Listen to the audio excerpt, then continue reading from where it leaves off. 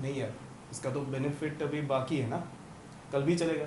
Archie ma'am ये आप रख लो, इसे फेंकते नहीं है, उसका बेनिफिट ख़त्म हो गया था, कोई रखने का फ़ायदा नहीं है, तो उसको एकदम कबीर सिंह की तरह फेंक दिया। इसको अभी भी हम रखेंगे, कल यूज़ करेंगे। Okay, anyways starting with this point, if you can understand, जानबूझ के ये नहीं था, इनफैक्ट जानबूझ के था, पार्ट ऑफ स्क्रिप्ट था। ठीक है, मुझे पता था सेशन शुरू हो चुका है, मगर फिर भी I kept on pouring the ink in this blue and in this black. The difference if you can see, जो ब्लू वाला इंक पॉट था उसमें कुछ आ नहीं रहा था, उसका बेनिफिट खत्म हो गया था, तो नेचुरली मैंने क्या किया, तो मैंने उसको फेंक दिया उसको। इफ यू कैन अंडरस्टैंड, क्योंकि बेनिफिट एग्जॉस्ट हो चुका है, तो अब उसको रखने का फायदा नहीं है, and that's why I through it away. Black की बात करें तो still it was pouring, if you can understand, and still there is lot of ink left in that pot, and that's why what did I do? Did I throw it away? No, I gave it to Archie ma'am. ठीक है, मैंने उनको बोला ये रखो, ठीक है, आपको आज नहीं कल काम आएगा, कल नहीं परसों काम आएगा, जब खत्म हो जाएगा उसके बाद फेंकेंगे। And that's what every expense is all about, and that's what, if you can understand, हमारा आज का पूरा डाउट सेशन उसी पर है। ठीक है, so welcome to everyone for our today's doubt session. हमारा जो पूरा डाउट सेशन है वो एक सबसे महत्वपूर्ण और यू कैन से सबसे इंपॉर्टेंट टॉपिक पर है, and that topic is nothing but expense. Hope that is clear. As I told you, the most important thing that you understand about expense is that every expense has a benefit, and it is for this benefit that business is spending, and that's where, if you can remember, हमारा पूरा जो definition expense का था, that was an amount spent by business either for acquiring goods or for acquiring services or for acquiring asset for the purpose of business is considered as business expense। और वो goods, वो service और वो asset में कुछ ना कुछ benefit छुपा होता है। अगर आसान भाषा में बोलूं तो, अगर वो बेनिफिट एक साल के अंदर खत्म होता है तो उसे रेवेन्यू कहते हैं, अगर वो बेनिफिट एक साल से ज्यादा चलता है तो उसे कैपिटल कहते हैं, और अगर वो बेनिफिट एक साल का है मगर मुझे ऐसा लग रहा है कि वो एक साल से ज्यादा चलेगा, तो वो जो मुझे ऐसा लगता है वो वाले एक्सपेंस को हम कहते हैं डेफर्ड रेवेन्यू एक्सपेंस, जो बेसिकली रेवेन्यू है, बट डेफर्ड का मतलब है पोस्टपोन। यहां पर क्या पोस्टपोन हो रहा है, तो उसका बेनिफिट जो नॉर्मली एग्जॉस्ट हो जाता है, मगर मुझे ऐसा लग रहा है कि वो बेनिफिट एग्जॉस्ट अभी नहीं हुआ है, इसलिए वो बेनिफिट को मैं थोड़ा प्रोलॉन्ग कर रहा हूं, पोस्टपोन कर रहा हूं in my books. That was your deferred revenue expense. आसान भाषा में, टेक्निकली हम अंदर जाएंगे, और मैंने ये पूरा चार्ट बना के रखा है, तो I will want that everyone by the time this session ends, ये पूरा चार्ट आप अपने हिसाब से बनाओगे, and it make sure that it is part of your fair work, because this is what entire expense is all about. Now before I start even with doubt session, I just go through first all the three expenses, there characteristics, और फिर हम doubt session पर जाएंगे, तो काफी सारे हमारे doubts वहीं पर क्लियर हो जाएंगे। तो before I start with your doubts, let's understand this for the last time in detail together. I won't say last time, जितनी बार पूछोगे तब तक पढ़ाऊंगा, सो डोंट वरी, आज के लिए लास्ट टाइम, ठीक है। So this entire session goes like this. To start with expense, I will classify expense basically into 3 categories, but right now only talking about what is on my left. To start with first revenue expense, तो number 1 remember it is business related day to day routine activity से जो खर्चे होते हैं उन खर्चों को हम कहेंगे revenue expense. Hope that is clear. They are recurring in nature. क्यों रिकरिंग है? तो because they are short term. Short term बोले तो वो एक्सपेंस जिनके benefit are for less than 1 financial year, यानी ये वो खर्चे हैं जिनका benefit can be for say for example an hour and it can be for 365 days but it cannot be beyond 365 days। साल के एंड में ये खत्म हो जाना चाहिए। अगर खत्म नहीं हुआ तो वो हिस्सा रेवेन्यू एक्सपेंस नहीं गिना जाएगा। And that's where if you can understand at the end of every financial year the portion of this expense which has got, I'll say portion which has got exhausted is closed। जैसे मैंने मेरे session के starting में किया, वो बोतल को फेंक दिया, वैसे ही बुक में से बाहर करने के लिए, रादर बुक में फेंकते नहीं है, बुक में जब एक्सपेंस हुआ मैंने रिकॉर्ड किया, अब साल खत्म हुआ, जो हिस्सा का बेनिफिट एग्जॉस्ट हो चुका है उसको बुक में रखने का कोई फायदा नहीं है, तो उसे बुक से बाहर कर देंगे। उस बाहर करने के प्रोसेस को कहते हैं क्लोज करना। और बाहर करके क्या करेंगे, उसका हिसाब करेंगे। अब लोग सर बाहर करने के बाद क्यों हिसाब करने का, क्यों जब अंदर है तब हिसाब नहीं करेंगे? बहुत सिंपल सी बात है। 2019 वर्ल्ड कप जब टीम बनी तो एवरीवन वाज पॉजिटिव। जब आप टीम सिलेक्शन करते हो तो आपको हर एक में कोई ना कोई बेनिफिट दिख रहा है। विराट कोहली को कैप्टन बनाया, आपको लगा क्यों कैप्टन बनाया? क्योंकि बॉस वो वर्ल्ड कप जीता कर लाएगा। रोहित शर्मा ओपनर, क्यों? क्योंकि बॉस वो सबसे बेहतरीन ओपनर है। इफ यू कैन अंडरस्टैंड, आपको हर एक प्लेयर में एक बेनिफिट दिख रहा था। आपको शिखर धवन में भी बेनिफिट दिख रहा था, आपको केएल राहुल में भी बेनिफिट दिख रहा था, ऋषभ पंत में भी बेनिफिट दिख रहा था, महेंद्र सिंह धोनी में भी बेनिफिट दिख रहा था, विजय शंकर में भी बेनिफिट दिख रहा था, बुमराह, शामी, हर एक में आपको बेनिफिट दिख रहा था, तभी तो जाके उनको आपने टीम में लिया। अब जब टीम बन गई तो हर मैच के बाद आप कंक्लूजन नहीं करोगे, you will wait for the entire series to get over. Once the entire series is over, then you conclude कि भैया हमने सोचा था कि विजय शंकर हमें बहुत लंबा चलेगा, नेक्स्ट कपिल देव बनेगा, मगर जैसे ही सीरीज खत्म हुआ हमें लगा नहीं नहीं यार इसमें इतना दम नहीं है।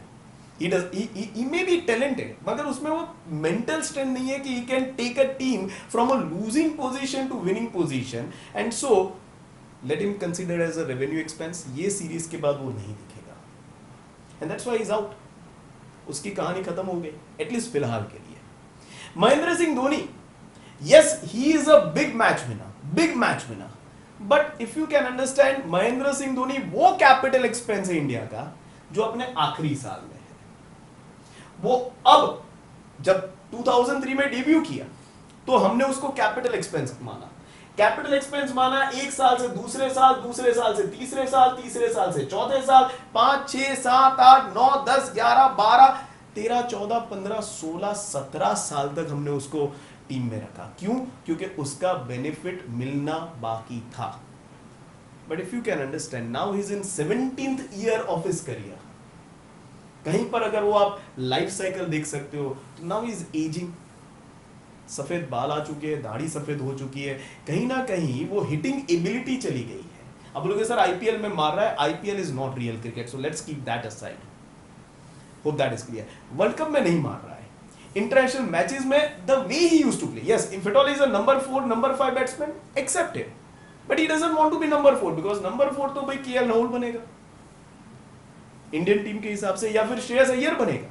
तो अगर नंबर 6 पर आप धोनी को देख रहे हो तो he is no more your capital expense, he has now become your current asset। Last year, ये साल के बाद उसका बेनिफिट खत्म हो जाएगा। Hope that is clear, everyone। If you talk about say for example 2007 world cup में चले जाते हैं, जोगिंदर शर्मा, ठीक है, लास्ट ओवर उसने डाला, इंडिया जीत गया, ठीक है, सबको लगा यार ये कैपिटल एक्सपेंस है, नेक्स्ट कपिल देव बनेगा।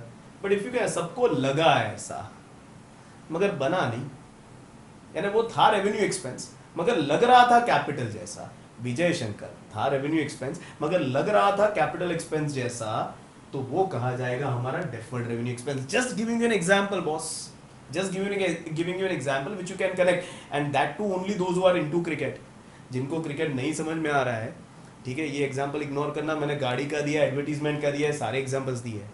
Virat Kohli, what do you think, आगे 2024 वर्ल्ड कप में विराट कोहली चलेगा या नहीं चलेगा, उसमें से वो बेनिफिट मिलना बाकी है कि नहीं बाकी है? बाकी है, इसलिए वो हम कैरी फॉरवर्ड कर रहे हैं। 2019 में वर्ल्ड कप हुआ, 20 में भी वो कैप्टन, 21 में भी, 22, 23 वर्ल्ड कप में भी वही कैप्टन रहेगा बॉस। रोहित शर्मा अभी भी बेनिफिट मिलना बाकी है तो वो रहेगा। शिखर धवन का थोड़ा चांसेस कम लग रहा है, क्योंकि if you can understand his best has passed, so maybe Shubman Gill might replace him, maybe Prithvi Shaw might replace him, if you can understand his best has passed। Test match में तो निकल ही गया है, T20 और one day में धीरे धीरे निकल जाएगा।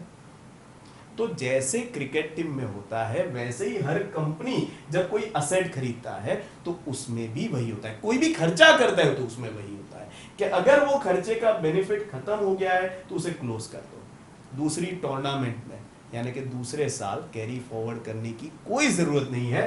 हिसाब कर लो कि वो अभी तक अच्छा प्लेयर था या बुरा प्लेयर था। शिखर धवन का हिसाब होगा, करियर खत्म होगा तब भैया अच्छा प्लेयर था, एटलीस्ट जो आईसीसी टूर्नामेंट थी उसमें वो बहुत अच्छा खेलता था।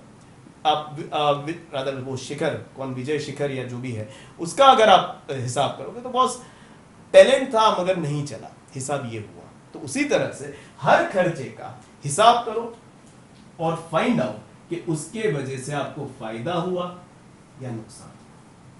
And the portion of expense which is from which benefit is yet to be exhausted is carried forward from current financial year to next financial year, carried forward through what balance sheet as what current asset, जिसमें से benefit मिलना बाकी है उसको अगले साल ले जाएंगे। जैसे मैंने बॉटल आर्ची मैम को दी कि मैडम प्लीज ये कल भी आप यूज करना, ठीक है, कल पेन खत्म होगी तो इसमें से हम रिफिल करेंगे। तो क्योंकि बेनिफिट बाकी है तो उसे कैरी फॉरवर्ड किया from this year to next year through what balance sheet. Carry forward करने के लिए बुक्स में सिर्फ एक ही चीज है हमारे पास, बैलेंस शीट। अगर बेनिफिट लेना बाकी है तो उसे एसेट कहेंगे, और बेनिफिट अगर देना बाकी है बाद में बात करेंगे, अभी बात नहीं करेंगे, अभी सिर्फ लेना बाकी लेना बाकी लेना बाकी। तो लेना बाकी है तो एसेट, और क्योंकि मैक्स टू मैक्स एक साल के अंदर बेनिफिट खत्म हो जाएगा तो ये बनेगा आपका current asset. Further revenue expenses are further classified as direct expense, indirect expense. Remember only revenue expenses are further classified as direct indirect, not deferred revenue, not capital। अगर वो एक्सपेंस नहीं करोगे और अगर आपका प्रोडक्शन रुक जाता है तो उसे डायरेक्ट एक्सपेंस कहेंगे। अगर वो एक्सपेंस करेंगे नहीं करेंगे मगर फिर भी प्रोडक्शन को कोई फर्क नहीं पड़ता है डायरेक्टली तो उसे कहेंगे indirect expense. Hope that is clear. Remember direct indirect expense उसी का होगा जो प्रोड्यूस करता है, जो मैन्युफैक्चर करता है। जो प्रोड्यूस और मैन्युफैक्चर नहीं करता उसके लिए सारे एक्सपेंस इनडायरेक्ट। मैंने मेरा खुद का एग्जांपल दिया था कि for Soham classes private limited which are direct which are indirect. आपने सोचा भी होगा कि सर जो सोहम सर को पे होता है वो डायरेक्ट, क्योंकि अगर वो नहीं आएंगे लेक्चर रुक जाएंगे। और जो एडमिनिस्ट्रेशन पर है, से for example Palak ma'am who is calling you for fees and all, उनको अगर नहीं करेंगे तो लेक्चर तो चलते रहेंगे, तो वो इनडायरेक्ट। गलत। In SCPL there is no production. आप बोलोगे सर आरची मैम ने बोला सर्विस देना भी प्रोडक्शन ही है, मगर वो इकोनॉमिक्स में, हम अकाउंट्स पढ़ रहे हैं। इफ यू कैन रिमेंबर, दादा इन वेस्ट बंगाल, दादा इन गुजरात, दादा in Maharashtra, they have different connotations, different meanings, don't mix it up. Hope that is clear. So yes, service is also production in economics, but when it comes to accounts, production means कुछ बनाना। English वाला नहीं, हिंदी वाला। From raw material to finished goods, if you make something which is tangible, hope that is clear, then it is production. What I am doing is intangible and that's why it is not production. तो मेरा जो भी खर्चा है सारा indirect.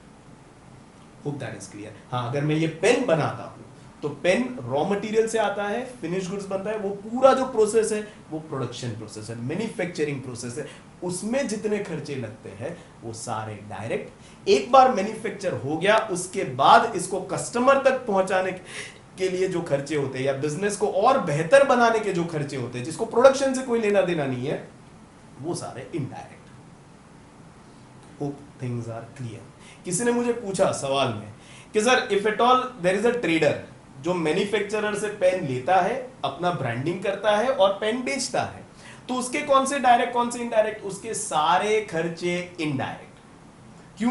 क्योंकि he doesn't produce, he is just a trader. किसी से पेन लिया, किसी को पेन बेचा। Hope that is clear. Direct indirect सिर्फ उसी का होगा जो मैन्युफैक्चर करेगा।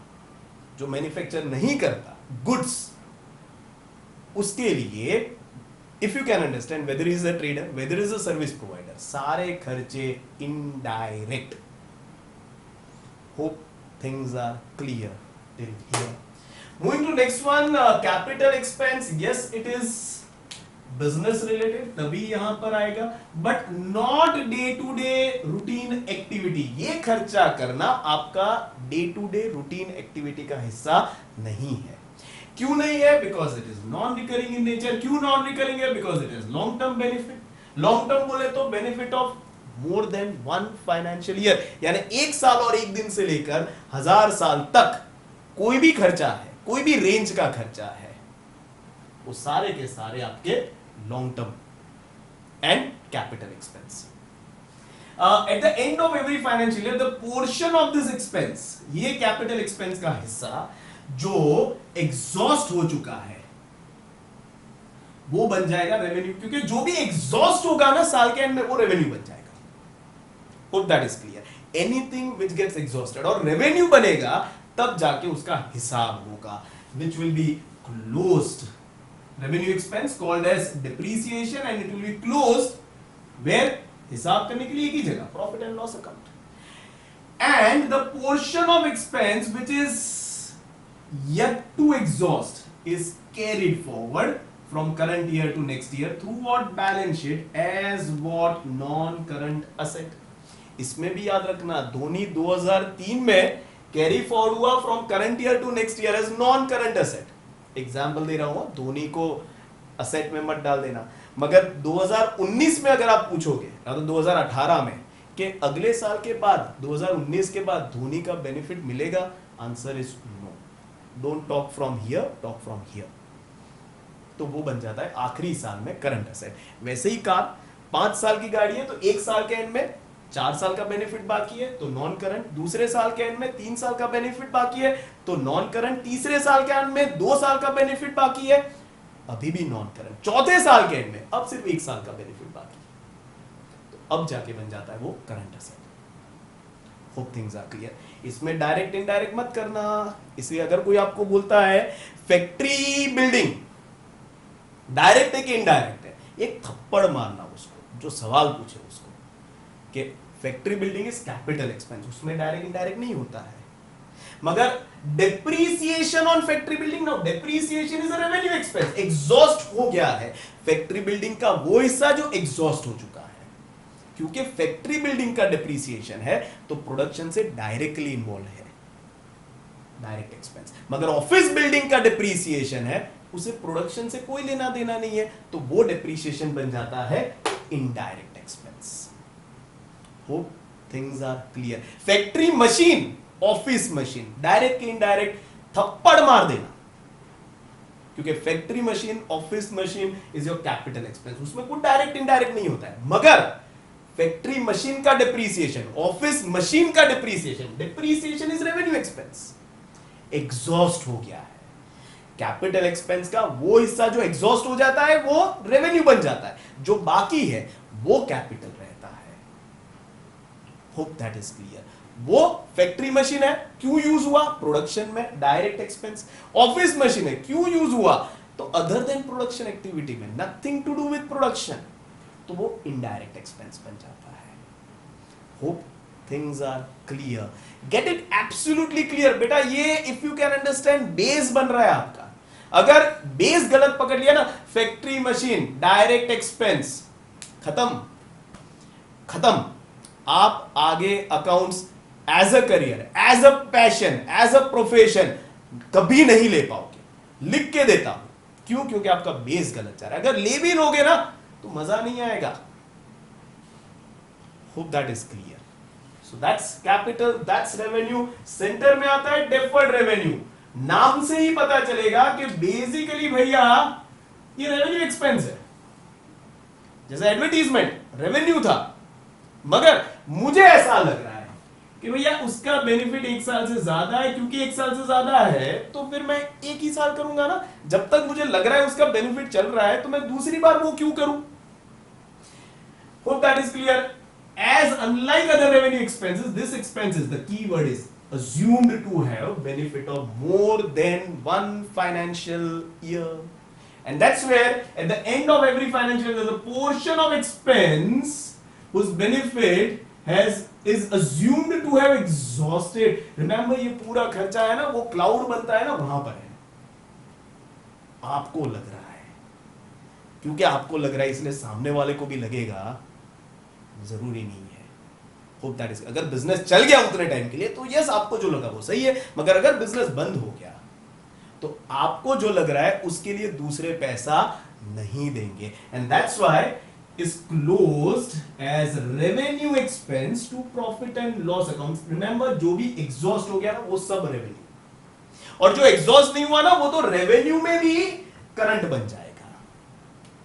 Hope that is clear. Which starts as revenue मगर एग्जॉस्ट नहीं हुआ तो उस हिस्से को हम रेवेन्यू एक्सपेंस नहीं कहेंगे. उसको क्या कहेंगे साल के एंड में? Current asset.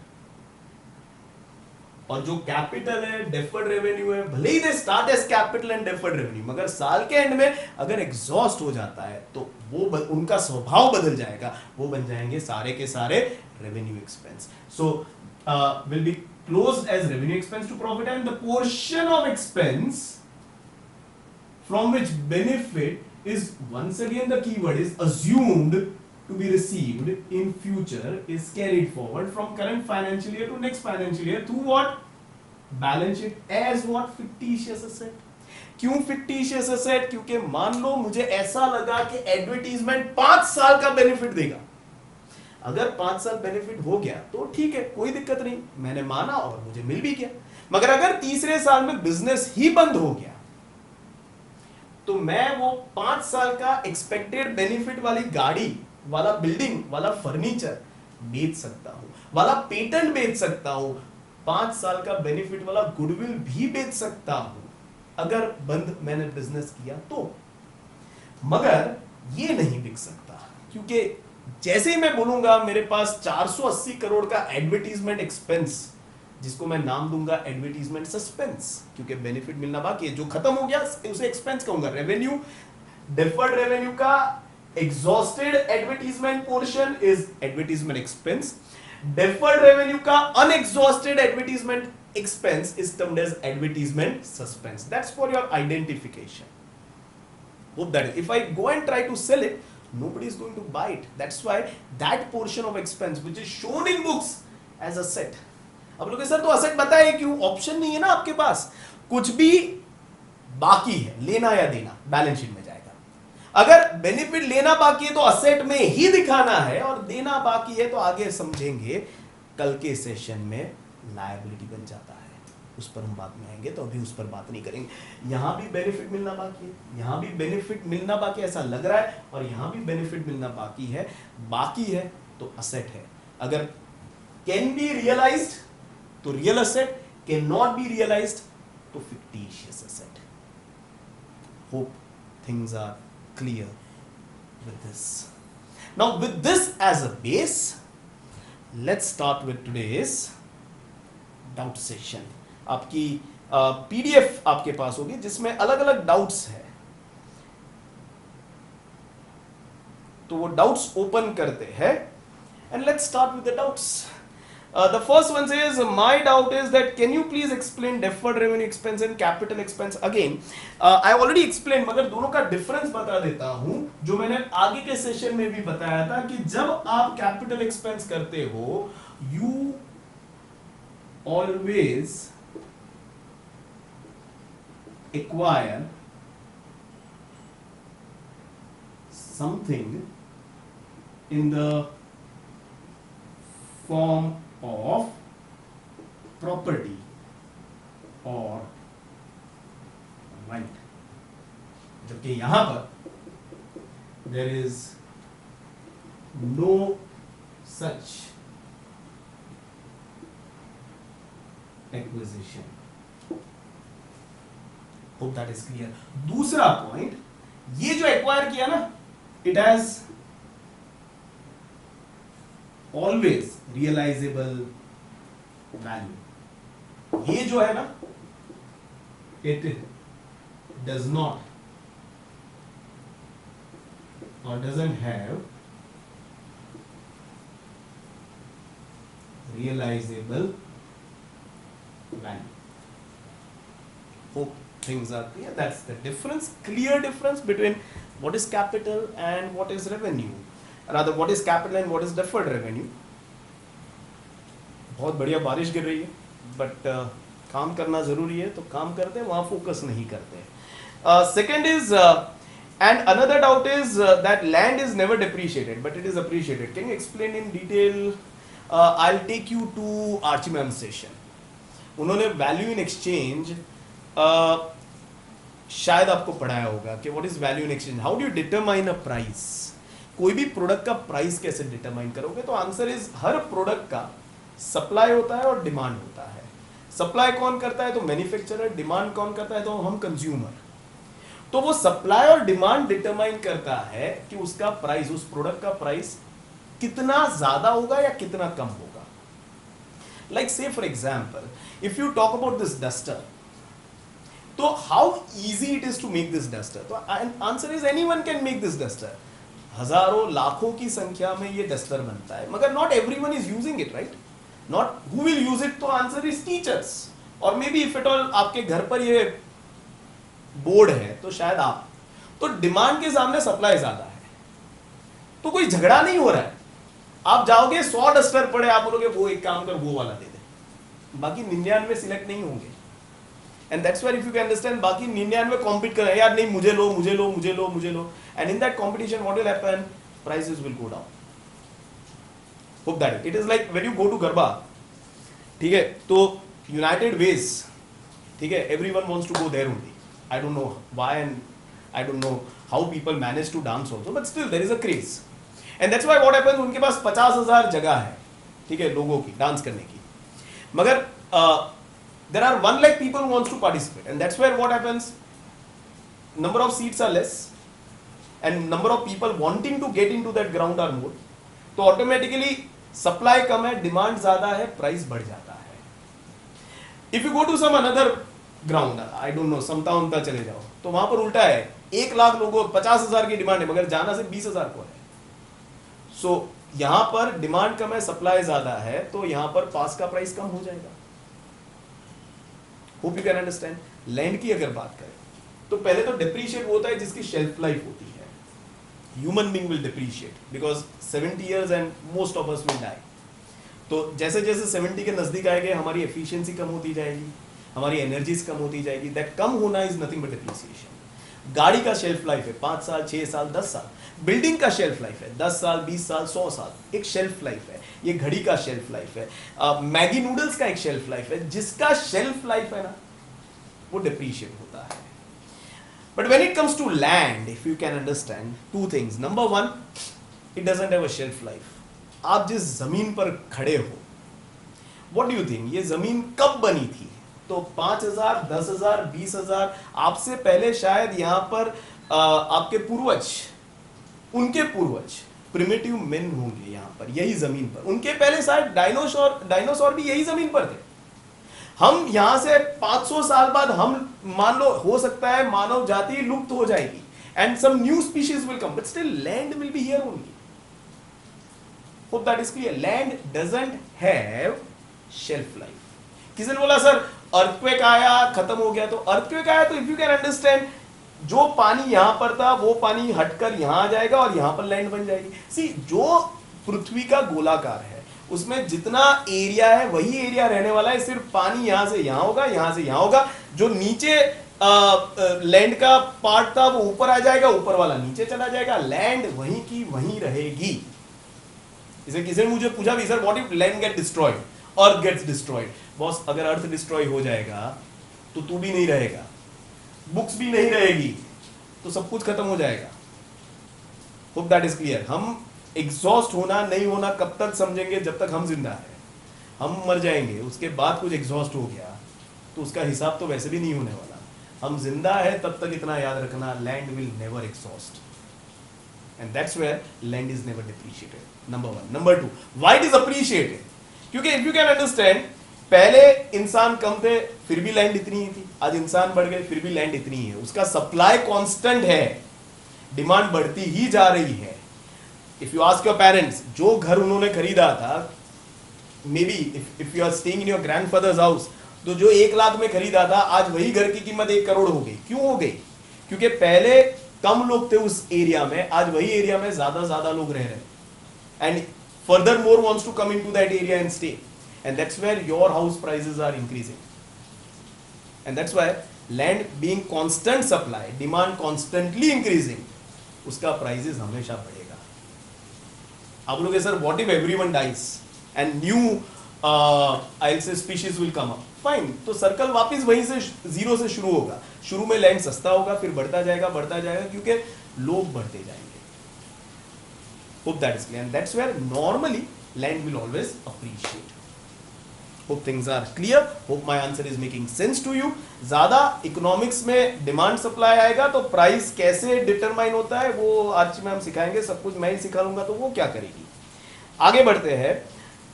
The term carriage is used for road transport expense, and the term freight is used for railway and air transportation. What is the term used for expense through waterway? Same, freight. Freight inward for ship coming in and getting you raw material, freight outward for ship going out, and I'll say distributing your finished goods. Direct, indirect, wahi funda. Sir, I have a doubt. As Som sir said, nobody would pay 480 crores for advertisement suspense, but can it be considered goodwill as in the mind of people ad is still present? If so, then it should have realizable value. अगर बेटा ad अभी भी होता तो तेरा business बंद ही नहीं होता ना। मुझे ऐसा लग रहा है कि लोग मुझे याद करेंगे, याद रखेंगे, बट लोगों ने याद नहीं रखा तभी तो बिजनेस बंद हुआ ना। Hope you can understand. अगर याद रखते तो बिजनेस बंद क्यों हो जाता? And that's where nobody will pay me for that 480 crores। आगे बढ़ते हैं। And that's not goodwill. Advertisement is not goodwill. Goodwill कैसे बनता है? एडवर्टीजमेंट से बनता है? नहीं, गुडविल आपकी स्किल, बहुत सारे कंपोनेंट्स होते हैं। गुडविल मेरे स्वभाव से बनता है। अगर मेरा स्वभाव, मैं बहुत अच्छा पढ़ाता हूं मगर मैं सबका इंसल्ट करता रहता हूं, I don't respect people who are working under me. I don't respect students who are working under me. Will my goodwill increase or decrease? It will decrease. मगर मैं सबको रिस्पेक्ट देता हूं, सबको अच्छा रखता हूं, सबको खुश रखता हूं, even that is adding to my goodwill. मेरा skill, as I always claim कि बॉस यही एक्सपेंस आपके टेक्स्ट बुक में 3 लाइन का है। यूट्यूब में सर्च मारो, ये लेक्चर के पहले everybody used to explain expense only in 15 to 20 minutes. I took almost 6 sessions of almost 35 to 40 minutes on an average. 4 6 are 24, यानी almost 250 minutes I explained you expense, and still it is on.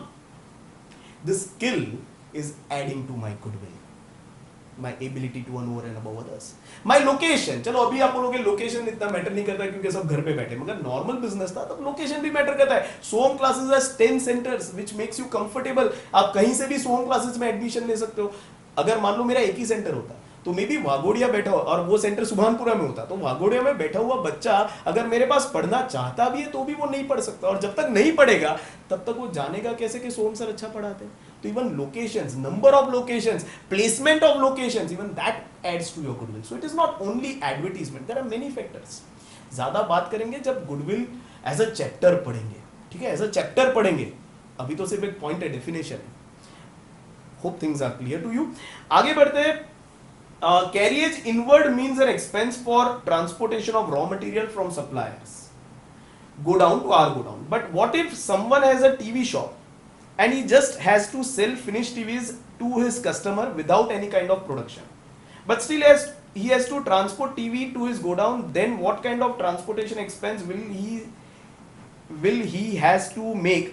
Since he is not transporting any raw material, he is transporting only finished goods from manufacturer's go down to his go down. Then what term will be used in this case? Brilliant question. जिसने भी पूछा बहुत अच्छी आपकी सोच जा रही है, आप सोच रहे हो। Hope that is so keep doing that. जिसने भी ये सवाल पूछा बहुत अच्छा सवाल पूछा, एंड मैंने ये ऑलरेडी मेरे एक्सप्लेनेशन में कवर किया कि डायरेक्ट इनडायरेक्ट सिर्फ उसी के लिए होगा जो मैन्युफैक्चर करता है, जो मैन्युफैक्चर नहीं करता उसके लिए सारे एक्सपेंस इनडायरेक्ट। तो आपने जो एग्जांपल दिया टीवी सप्लायर है, जैसे कि ये आर इलेक्ट्रॉनिक्स या क्रोमा या फिर विजय सेल्स, ये सारे जो है, ठीक है, बहुत सारे और भी है, मैं नाम भूल गया तो इसलिए मैं अभी बता नहीं रहा हूं। So if at all you people are owning anyone then don't tell me कि सर मेरे डैड के बिजनेस का नाम नहीं लिया। सो बेसिकली इनकी बात करें, they are not manufacturer of Sony and Samsung, they are buying it from Sony and Samsung readymade piece और फिर आपको बेच रहे हैं। तो जब वो लेकर आते हैं तो कैरेज इनवर्ड, जब वही ट्रांसपोर्टेशन आपके घर तक आता है कैरेज आउटवर्ड, तो इनवर्ड और आउटवर्ड, इनवर्ड और आउटवर्ड ही बोले जाएंगे, मगर उनका स्वभाव क्या होगा, नेचर क्या होगा, तो यहां पर इनवर्ड भी इनडायरेक्ट, आउटवर्ड भी इनडायरेक्ट। क्यों? क्योंकि इनवर्ड भी फिनिश गुड्स का हो रहा है, आउटवर्ड भी फिनिश गुड्स का ही हो रहा है। Hope things are clear everyone. आगे बढ़ते हैं। In example of advertisement of deferred revenue expense, since we have assumed that at the end of 4th year that the benefit from advertisement expense will get exhausted, then will it be carried forward to 5th year as fictitious asset or current asset? Since we carry forward remaining benefit of capital expense as current asset, if we know that its benefit will get exhausted in coming year, understand, to become current asset or to become a, see, to start with asset में अगर आप चले जाएं तो classification अलग अलग है। One is based on appearance, tangible intangible, one is based on period of benefit, non current and current, and one is based on its realisable value, fictitious and real asset. And मैंने बताया था दे are not interlinked, कि जो current है वो fictitious नहीं हो सकता है और जो नॉन करंट है वो रियल नहीं हो सकता है। गलत। बैलेंस शीट में आप कैसे बैलेंस शीट दिखाना चाहते हो? Do you want to show balance sheet by classifying asset as tangible intangible, तो सारे एसेट्स टेंजिबल इंटेंजिबल दिखेंगे, फिर उसमें करंट नॉन करंट की बात नहीं करेंगे, रियल फिक्टिशियस की बात नहीं करेंगे। अगर आपको बैलेंस शीट दिखानी है, बैलेंस शीट में सारे एसेट दिखाने हैं बेस्ड ऑन दैट पीरियड, तो नॉन करंट और करंट में क्लासिफिकेशन होगा, फिर उसमें टेंजिबल इंटेंजिबल क्लासिफिकेशन नहीं आएगा। और अगर आपको सारे assets as real and fictitious दिखाने हैं तो आप रियल एंड फिक्टिशियस में सारे एसेट्स दिखाओगे, फिर आप नॉन करंट और करंट, टेंजिबल इंटेंजिबल, उसमें उसका इतना इंपॉर्टेंस नहीं होगा। Hope that is clear. So yes, answer will be yes to your question कि अगर ये आखिरी साल में है तो where should I place it in balance sheet. अगर ये फिक्टिशियस एसेट अपने आखिरी साल में है और अगर आपकी बैलेंस शीट का प्रेजेंटेशन बेस्ड ऑन पीरियड है तो वो नॉन, जब तक आखिरी साल में नहीं था वो नॉन करंट के हेड में एज फिक्टिशियस एसेट दिखता था। अब क्योंकि आखिरी साल में आ गया तो वो करंट के हेड में एज फिक्टिशियस एसेट दिखेगा। आई रिपीट, करंट के हेड में एज फिक्टिशियस, उसका स्वभाव तो फिक्टिशियस ही रहेगा मगर करंट के हेड में आ जाएगा। तो ये भी बहुत बढ़िया क्वेश्चन था, ठीक है। जिसने भी पूछा कॉन्ग्रेचुलेशन, आप बहुत अच्छा सोच रहे हो, ठीक है, क्योंकि this kind of thinking is not expected from your batch students. You can discuss this with your friends who are not with us and they will be like, क्या बात करता है रे, क्या ये fictitious, क्या ये करंट नॉन करंट, क्या क्या होता है ये 5वें साल में, 4थे साल में। बिलीव मी, उनके लिए ये सब चाइनीज और जापानीज लैंग्वेज होगा, ठीक है। आप जो बात कर रहे हो वो बहुत सुंदर बात कर रहे हो, बहुत एक अच्छे लेवल की बात कर रहे हो। So keep it up, keep going, you are thinking fantastically about everyone. Congratulation. आगे बढ़ते हैं, hope you got your answer. आगे बढ़ते हैं।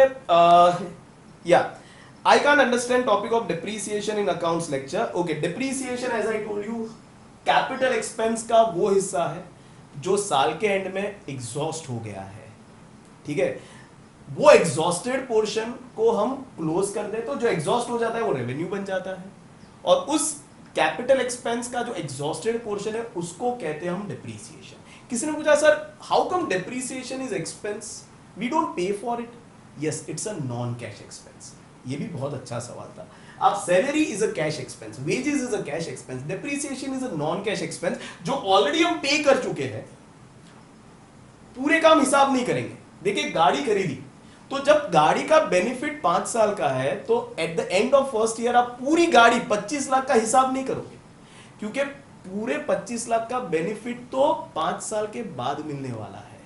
अभी कितने का बेनिफिट मिला, तो हम एक मैथमेटिक्स लगाते हैं, एक जनरल व्यू पॉइंट लेते हैं। वो कैसे लेते हैं, डिप्रिसिएशन चैप्टर में आप पढ़ोगे। Hope that is clear. Right now मान लो 5 साल का बेनिफिट है, तो 25 साल डिवाइडेड बाय 5, यानी हर साल 5 लाख का बेनिफिट एग्जॉस्ट हो जाता है। उसका हिसाब करेंगे, और उसके लिए वो कैपिटल एक्सपेंस का हिस्सा रेवेन्यू। रिमेंबर, हिसाब तभी होगा जब रेवेन्यू बनेगा। इसलिए कैपिटल एक्सपेंस जब तक कैपिटल है वो तो बैलेंस शीट में है, उससे प्रॉफिट लॉस नहीं पता चलता। प्रॉफिट लॉस तभी पता चलता है जब वो पीएनएल में आता है, प्रॉफिट एंड लॉस अकाउंट में आता है। और प्रॉफिट एंड लॉस अकाउंट में कब आता है, जब बेनिफिट खत्म हो जाता है, जब वो रेवेन्यू एक्सपेंस बनता है। Hope that is clear. यानी yes, when you bought the car it was your expense, but it was capital expense. उसका हिसाब अभी तक नहीं हुआ है। हिसाब कब होगा, जब वो रादर बेनिफिट एग्जॉस्ट होगा। Hope that is clear. तब जाके उसको पीएनएल में डालेंगे, तब जाके उसका हिसाब करेंगे। तो मैंने 2 डेफिनेशन दी थी आपको कैपिटल की, रादर डिप्रिसिएशन की। One was it is that part of capital expense which got exhausted at the end of financial year, and second was it is gradual and continuous decrease in value of asset due to usage, passing of time and obsolescence. मैंने even वो car का पूरा example भी आपको दिखाया था। अगर miss हो गया है तो go back to that episode, watch that much portion and come back. Hope that is clear. Difference between capital and deferred revenue expense, hopefully it has been covered up. Did not understand between advertisement expense and advertisement suspense. जो carry forward होता है, 1200 करोड़ का expense, पहला साल खत्म हुआ, 240 crore exhaust हो गया। जो एग्जॉस्ट हो गया वो रेवेन्यू बना। उस रेवेन्यू वाले पोर्शन को हम कहेंगे एडवर्टीजमेंट एक्सपेंस। जो 960 crore, if my maths is not going wrong, carry forward किया, जिसका बेनिफिट अभी भी मिलना बाकी है, उसको हमने कहा डिफर्ड रेवेन्यू एक्सपेंस या फिक्टिशियस असेट। उस फिक्टिशियस असेट वाले हिस्से को हम कहते हैं एडवर्टीजमेंट सस्पेंस। तो अगर कोई पूछता है what is advertisement suspense by nature, तो answer is fictitious asset. What is advertisement expense by nature, answer is revenue expense. Deferred revenue का वो हिस्सा जो एग्जॉस्ट हो चुका है, एडवर्टीजमेंट एक्सपेंस। डेफर्ड रेवेन्यू का वो हिस्सा जो एग्जॉस्ट होना बाकी है, फिक्टिशियस एसेट या advertisement suspense. Hope things are clear. आगे बढ़ते हैं। Sir didn't understand homework question number 4, if we sell advertisement suspense after 3 years, why can't we realise anything? क्योंकि वो आपका ख्वाब है, वो आपका अजम्पशन है। आपका अजम्पशन है, किसी और का नहीं। And that's where somebody may not pay. गाड़ी ख्वाब नहीं है, सामने दिख रहा है। गुडविल ख्वाब नहीं है, it is my ability to earn over and above others, which is visible through my profits, which is visible through my balance sheet somewhere. If you can understand, I can experience that. Patent मेरा ख्वाब नहीं है, if you can understand, it's my right. वो formula कोई और use नहीं कर पाएगा। Even if my business closes down, the person to whom I am going to sell the business, I'll give him that right कि boss आज से अब ये फॉर्मूला तेरा। इसलिए वो बिक सकता है, ये बिक नहीं सकता। And that's where after 3 years, this is fictitious, unrealizable value. This is real asset. It can be realized. Hope things are clear. Sir, can you explain example of revenue expense again? Oh, एक थप्पड़ मारूंगा। Rather check out 2 videos बनाए उस पर, salary, wages, insurance premium, carriage inward, carriage outward, audit fees. Check out the videos, go simple. ठीक है, सारा बोझा मेरे पर मत डालो। अगर नहीं समझ में आता है, वीडियो 2 बार देखो। That is the facility that you have. अगर फेस टू फेस में होता है, yes you can always go home and से मम्मी याद नहीं है, यू कैन से दैट। अब तो मम्मियों को भी बोल रहा हूं, सुन लेना। अगर कोई बच्चा बोलता है ना याद नहीं है, तो एक थप्पड़ मारना, उसको बोलो वापस देखो video. Getting the idea? The video has been done very much in detail, with all the detailed definition, with all the detailed visualization. यार कारपेंटर बना आपके लिए, सुथार बना, तब जाके वेजेस समझाया। और आप बोलते हो sir can you please explain all revenue expenses again? No I can't. Watch out those videos again, मेहनत करो। Getting the idea? आगे बढ़ते हैं। Sir okay, sir can you explain entire working of purchase of car again? Sorry, उसके पहले है या is sunlight capital expense? If at all I had this opportunity of passing this duster through this camera, I would have hit you with this duster. Believe me, that's not my nature. मैं किसी को मारता नहीं हूँ, मगर ये ऐसा सवाल था, ठीक है? जिसने भी पूछा, expense you have to spend. When did you pay for sunlight last? When did you pay? There and there itself it is out, boss. समझा करो, खर्चा आपको पे करना पड़ता है. वंस यू पे you own it. Do you own sunlight? कोई ऐसे सनलाइट ले रहा है, आप बोलोगे चल साइड में जा, ये मैंने पे किया है, I own it. Can you say that? No. Then how can it be capital expense? Vague question. इसके आगे के बहुत बढ़िया क्वेश्चन थे, ये दो back to back vague question है. Sir can you explain revenue expense again? बेकार question. Can you explain what is sunlight a capital expense? उससे भी बेकार question. Hope things are clear. Sir can you explain entire working of purchase of car? I will. वैसे करना नहीं चाहिए क्योंकि वो काफी डिटेल में बताया था, फिर भी बता दूंगा, इसे हटा देता हूं.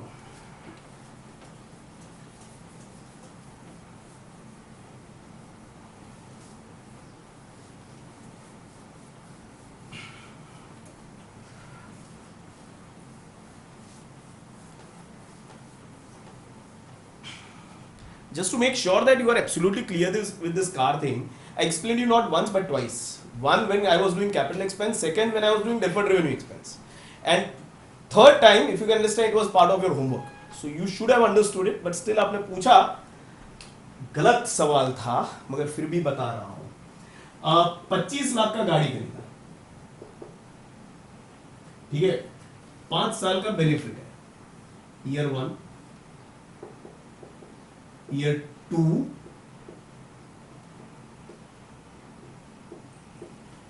year 3, year 4th, year 5th, and I'll extend it to year 6th.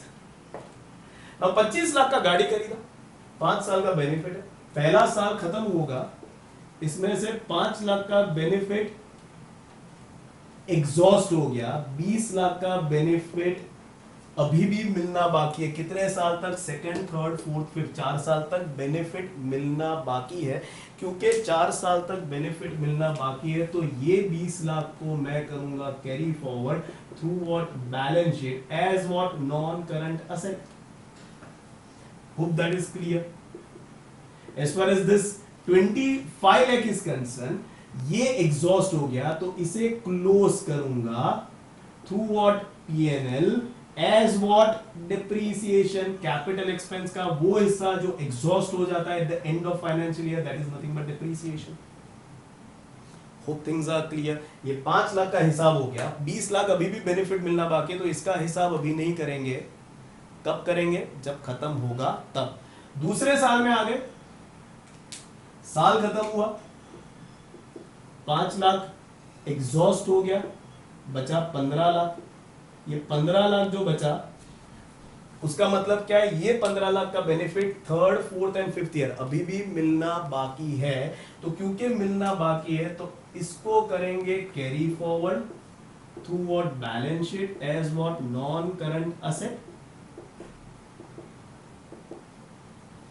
And this file, if you can understand, I will close to profit and loss account as my depreciation. कोई पूछता है what is depreciation? जिसने भी पूछा आगे depreciation क्या है समझ में नहीं आया. कैपिटल एक्सपेंस का वो हिस्सा जो साल के एंड में एग्जॉस्ट हो जाता है, उसे कहते हैं depreciation. Hope that is clear. Everyone, this is by nature revenue expense. जो क्लोज हो जाता है, जो खत्म हो जाता है, वो रेवेन्यू बन जाता है. हमेशा याद रखना. Everyone. थर्ड ईयर, साल खत्म हुआ, 5 लाख और एग्जॉस्ट हो गया. I am left out with 10 lakh. What is 10 lakh? If you can understand, यहां से देखेंगे तो इसका बेनिफिट और 2 साल मिलना बाकी है. क्योंकि बाकी है, तो इसे भी कैरी फॉरवर्ड करेंगे through what? Balance sheet as what? Non current asset. और ये जो 5 लाख है, उसका कहानी खत्म करना है तो उसे क्लोज करेंगे कहां, प्रॉफिट एंड लॉस में, as what, depreciation. Hope things are clear everyone. चौथा साल खत्म हुआ और 5 लाख का बेनिफिट एग्जॉस्ट हो गया, बचा 5 लाख। ये 5 लाख क्या है, ये वो कार का हिस्सा है जिसका बेनिफिट अभी भी मिलना बाकी है, तो इसको भी कैरी फॉरवर्ड करेंगे।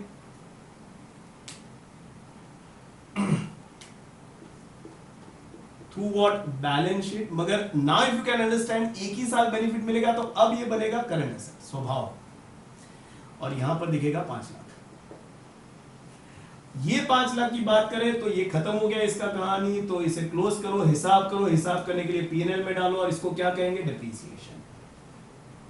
Hope things are clear. 5वां साल खत्म हुआ, अब ये 5 लाख का बेनिफिट भी एग्जॉस्ट हो गया, I am left out with 0, that means अब आगे इसका कोई बेनिफिट मिलना नहीं है, तो अब इसको आगे कुछ कैरी फॉरवर्ड नहीं करेंगे। As far as this 5 lakh is concern, इसका हिसाब कर देंगे, कैसे, क्लोज करके, कहां, पीएनएल में, as what, depreciation. If you can see total हिसाब कितना हुआ, तो यहां पर 5 लाख, यहां पर 5 लाख, यहां पर 5 लाख, यहां पर 5 लाख और यहां पर 5 lakh, total 5 plus 5 plus 5 plus 5 is equal to 25 lakh का हिसाब किया, मगर पहले ही साल में नहीं, in 5 different years, in 5 instalments हिसाब किया, क्योंकि अगर बेनिफिट 5 साल का है तो वो बुक में दिखना भी चाहिए 5 साल तक। कैसे करेंगे, तो जितना एग्जॉस्ट हुआ उसे क्लोज करेंगे, जितना बाकी है उसे कैरी फॉरवर्ड करेंगे, जो कैरी फॉरवर्ड हुआ उसमें से बेनिफिट मिलना बाकी है उसे असेट दिखाएंगे, यहां पर नॉन करंट, यहां पर नॉन करंट, यहां पर नॉन करंट, यहां पर जाके current. Hope things are clear to everyone. हाँ, एक और चीज, यहां पर 6th ईयर में what is value of car, तो आंसर इज 0, मगर कार का वैल्यू बुक में 0 हो गया। अब इस बुक में, हमारी बुक में इस कार का जिक्र नहीं करेंगे, but that doesn't mean car चुप उड़ गया, वेपराइज्ड हो गया, नहीं, कार अभी भी घर पे पड़ा है, अभी भी कार घुमाएंगे, मगर बुक में अभी उसका कोई जिक्र नहीं होगा। Physically car is with me, but from my books it has disappeared, उसका पूरा बेनिफिट बुक के हिसाब से खत्म हो गया है। Hope things are clear to everyone. Hope this entire cycle of 25 lakh worth of car is making sense to everyone. And one more thing, अगर मेरा बिजनेस यहां पर, अगर बिजनेस ही क्लोज हो गया, तो if you can, 3rd year के end में कार का प्राइस कितना है, 10 लाख। अगर बिजनेस बंद हो गया तो फिर ये कार का मैं क्या करूंगा, बेच दूंगा।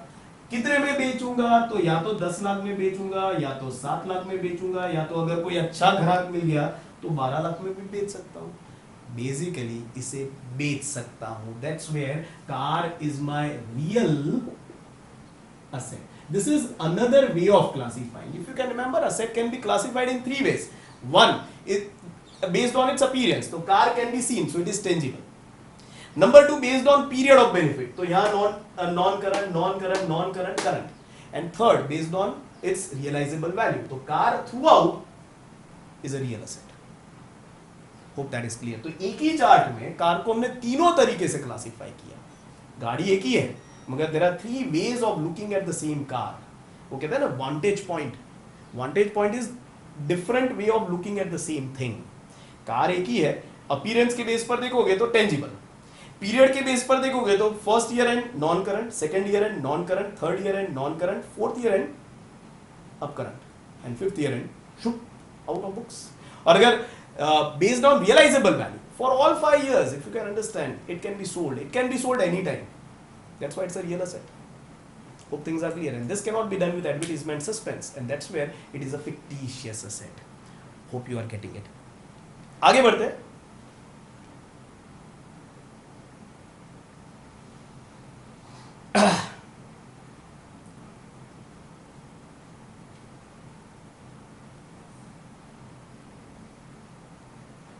Yeah, so we were on Can you working of purchase? Another doubt is, sir, can you explain depreciation in that example of purchase of car with chart? हो जिसने भी पूछा कहानी क्लियर है. Sir, can we say renovation is a capital expense as it is not done on a routine basis? And also by renovating office, will the depreciation take place same as before? As by renovating it will increase market value of office. ये भी बहुत अच्छा question था. Yes, when you say renovation, तो आपका जो existing office है उससे वो बेहतर हो जाएगा. उससे बेहतर हो जाएगा तो उसमें और बेनिफिट आपको मिलना शुरू हो जाएगा. That's where yes that renovation expense becomes your capital expense. And उस पर वहां से क्योंकि उसका वैल्यू बढ़ गया, क्योंकि उसका लाइफ बढ़ गया, तो वहां से उस पर वापस से नया डिप्रिसिएशन शुरू होगा. Hope that is clear. So wonderful question. आगे बढ़ते हैं. Sir for example a steel company transports is finished goods, that is steel road to building company, which becomes a raw material for making a building. Then what type of carriage expense it is? जो steel company है उसके लिए carriage outward, क्योंकि उसका finish goods था. Steel company, देखो steel company steel direct rather जमीन से स्टील मिला और फिर उसको सीधा दे दिया, ऐसा नहीं है. उस पर प्रोसेस होता है. बिल्डिंग वालों को सलिए चाहिए, सलिए नहीं बनते, सलिए डायरेक्टली नहीं होते, वो कंपनी बनाती है एज पर द रिक्वायरमेंट. कितना वेट चाहिए, कितना गेज चाहिए, कितना स्ट्रेंथ चाहिए, तो उस हिसाब से वो अलग अलग कैटेगरी के सलिए बनाएगा, फिर वो देगा बिल्डर को. तो for steel company if you can understand, giving away दो सलियास, वो ट्रक में देखे होंगे बड़े बड़े सलिए, वो गिविंग अवे दो सलियास इज कैरियज आउटवर्ड. वो ट्रांसपोर्टेशन एक्सपेंस की मैं बात कर रहा हूं. So that is their indirect expense. मगर वही बिल्डर के लिए वही ट्रक अंदर आता है और उनके लिए वो सलिया बन जाता है रॉ मटेरियल, तो उनके लिए वो बन जाता है कैरियज इनवर्ड. तो अगर स्टील कंपनी की बात करोगे तो वो उस ट्रांसपोर्टेशन एक्सपेंस को कैसे देखेंगे, तो answer is as their indirect expense. और वही अगर आप सॉरी वो मेरा फोन बार बार बंद हो जाता है. Okay thank you. और वही अगर आप बिल्डर के एंगल से देखोगे तो वही बन जाएगा कैरियज इनवर्ड डायरेक्ट एक्सपेंस. आगे बढ़ते हैं. Sir how is depreciation even an expense as we have already done the expense on the particular asset as it is just decrease in value of this building. Hope now it is clear. Building खरीदा था वो capital expense था. Capital expense का हिसाब नहीं होता है, वो सिर्फ कैरी फॉरवर्ड करते रहते हैं. मगर उसका हिसाब करना है तो उसको उसका एग्जॉस्टेड पोर्शन ढूंढना पड़ेगा, क्योंकि it's only exhausted portion which becomes revenue and it's only revenue expense जिसका हिसाब होता है. Hope that is clear. So that's where if you can understand every capital expense का हिसाब तभी होता है जब उसे आप रेवेन्यू में कन्वर्ट करते हो.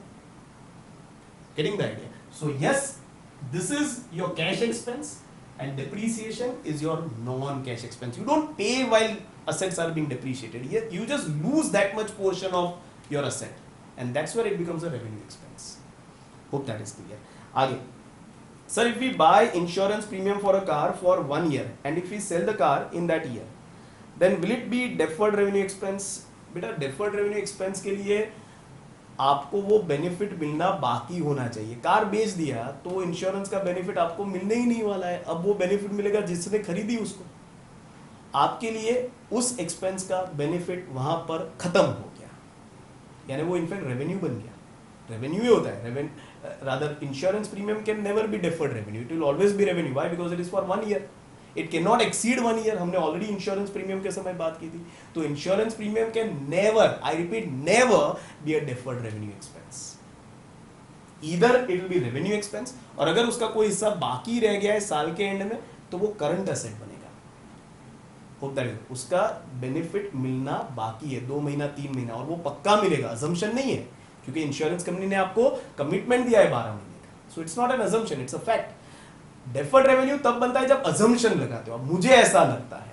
इंश्योरेंस कंपनी में कभी मुझे ऐसा लगता है वाला फंडा नहीं होता. आगे बढ़ते हैं. सो आपका क्वेश्चन गलत है. Sir explain me carriage and freight with example. Hope it is done. Sir can you explain balance sheet in detail. उसके लिए 4 सेशन के बाद. अभी फिलहाल के लिए बैलेंस शीट बिजनेस में वो चीज़ है जहां पर आप वो सारे अकाउंट्स रखोगे जिसका बेनिफिट या तो मिलना बाकी है या तो बेनिफिट देना बाकी है. होप दैट इज, बिजनेस में कुछ भी बाकी है तो उसको इस साल से अगले साल ले जाने के लिए जो टूल है वो टूल आपका बैलेंस शीट है अभी के लिए। 4-5 सेशन के बाद पूरा balance sheet as a term define करेंगे, ठीक है। आगे बढ़ते हैं। If Shyam creates mask for raw material from raw material and is only selling the mask to the customer, can it be considered as direct expense और indirect expense? Making mask, if you can understand, is your manufacturing, if I assume that is how you are taking, if you can remember मैंने already clear किया था, purchase of goods it's your direct expense, because if you don't purchase goods your manufacturing will stop, and if your manufacturing stops, if you can understand, it becomes your direct expense. तो same way अगर आप सिर्फ mask बनाते हो और mask अगर बनाना बंद कर दोगे तो if you can understand आपका प्रोडक्शन ही रुक जाएगा. That's what I am understanding with the question, because your question is that much not clear. Mask बनाने के लिए आपको जो मटेरियल चाहिए, आप अगर वो मटेरियल की बात करें तो वो मटेरियल आपका परचेज ऑफ रॉ मटेरियल में आएगा, और वो रॉ मटेरियल अगर नहीं खरीदोगे तो मास्क बना ही नहीं पाओगे. तो yes, it is your direct expense. If you take car insurance for 10 years, पहले क्वेश्चन ही गलत है. You can not take insurance for more than 1 year. यानी मैं ये क्वेश्चन पढ़ूंगा ही नहीं, but after 5th year we want to discontinue the business because of financial problems. To discontinue car insurance what we have to do? Question ही गलत है, इसलिए इसका आंसर बन ही नहीं रहा है. देखिए, आप हर एक सेशन को ध्यान से सुनिए. मैंने I think 2 bar insurance cover किया, एक थर्ड पार्टी के समय और दूसरा जब इंश्योरेंस प्रीमियम समझाया तभी भी, और दोनों समय मैंने क्लियरली बताया that premium can not be beyond 1 financial year. तो 10 साल वाला सवाल आया ही कहां से? आपका सवाल, आपकी सोच दोनों गलत जा रही है. आगे बढ़ते हैं. I want to know more such example of deferred revenue expense. वो मैंने पहले ही मना कर दिया कि अभी एक ही, क्योंकि आपका लेवल अभी नहीं है कि आप एक से ज्यादा जो दूसरे एग्जांपल्स है वो समझ लो. वैसे 3-4 ही एग्जांपल्स, उससे ज्यादा है नहीं, मगर जो बाकी के उसके लिए आपका थोड़ा लेवल बढ़ाना पड़ेगा, तब जाके वो एग्जांपल्स आप कनेक्ट कर पाओगे. अभी जो आप कनेक्ट कर सकते हो उसी एग्जांपल को मैं बेस बनाकर डेफर्ड रेवेन्यू एक्सपेंस आपको समझा रहा हूँ, ठीक है. ये मैंने बताया था मेरे सेशन में. सो वंस अगेन ये सवाल गलत हो जाता है. Accounting, according to you, if humans are insufficient to memorize anything more than 1 year, then how Monish sir thinks that advertisement will give benefit up to 5 years?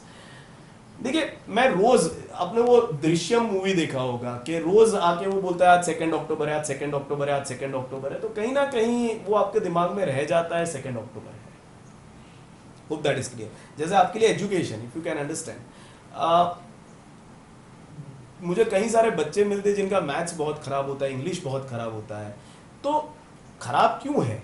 क्योंकि कहीं ना कहीं जो टीचिंग पैटर्न थी वो गलत थी, कहीं ना कहीं लर्निंग पैटर्न गलत थी. आपने टीचिंग पैटर्न गलत सीखी, इतने सालों से लर्निंग पैटर्न गलत सीखी, तो आपके लिए इंग्लिश भी गलत हो गया, आपके लिए मैथ्स भी गलत हो गया, आपके लिए साइंस भी गलत हो गया, और हो सकता है इसी तरह से कंटिन्यू करोगे तो अकाउंट्स भी गलत हो जाएगा. अकाउंट्स जबकि गलत है नहीं, मैथ्स जबकि गलत है नहीं, मगर गलत हो गया क्योंकि you continuously every day you are doing the same wrong pattern. Hope that is clear. It becomes part of your system. आपको गलत अकाउंट्स याद रह गया, गलत मैथ्स याद रह गया, गलत साइंस याद रह गया, गलत इंग्लिश याद रह गया. क्यों? क्योंकि आपने रोज you did hammering to your mind કે ઇંગ્લિશ એટલે આ, ઇંગ્લિશ એટલે યાદ રાખવાનું, ઇંગ્લિશ એટલે યાદ રાખવાનું, એટલે તમે યાદ જ રાખ્યું, તમે એ વર્ડના મીનિંગ સમજ્યા જ નહીં. એટલે when it comes to implementing those words in your real day to day life situation, it becomes very difficult. Why? Because you only memorized. For you it was 2 marks. Antonyms and synonyms, it was 2 marks, and that's where you never implemented, you were never able to implement those words in your actual life. Just imagine, आपने अब तक कितने सारे English के words as a synonym सीखे हैं, but how many of them you are actually using in your life, in your day to day routine conversations? I will say not even 10%. Why like that? Because जो 90%, जो 10% use कर रहे हो ना, वो शायद वो है जो आप रोज यूज करते थे, आपके माँ बाप रोज घर पे यूज करते थे, आप यूज करते थे, आपके दोस्त यूज करते थे.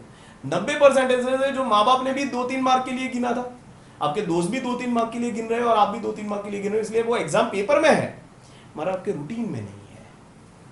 Hope that is, and that's where if you can understand, Monish sir का ऐसा मानना है कि अगर रोज अखबार में मेरा ऐड आता रहेगा, रोज रेडियो में मेरा ऐड आता रहेगा, तो कहीं ना कहीं लोगों के दिमाग में छप जाएगा कि भाई स्टेशनरी एटले प्रकाश स्टेशनरी, उनको ऐसा लगता है, अज्यूम्ड।